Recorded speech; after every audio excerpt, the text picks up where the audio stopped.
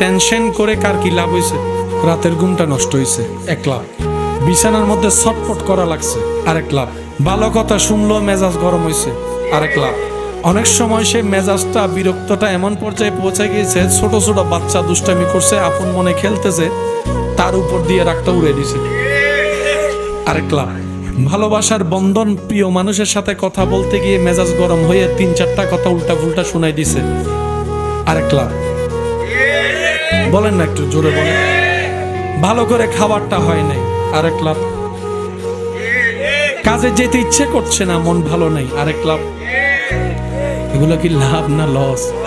এবার আপনি সিদ্ধান্ত নিয়ে বলেন, আমরা কি লস চাই না লাভ চাই? এগুলা করলে লসে যাব, ধৈর্য ধরলে লাভে যাব। এগুলা করলে লসে যাব, শুকরিয়া করলে লাভে যাব। আমরা যেহেতু লাভটাই চাই, আমাদেরকে শুকরিয়াতে যেতে হবে। আমরা যেহেতু লাভটাই চাই, ধৈর্যকে আপন করতে হবে। কারণ মুসলমানদের জীবন দুনিয়াতে শেষ হয় না, আখেরাতে তাদের অনন্তকালের জীবন শুরু হয়। মুসলমানদের ঈমান আখেরাতে আছে, কথা বলেন ঠিক কিনা?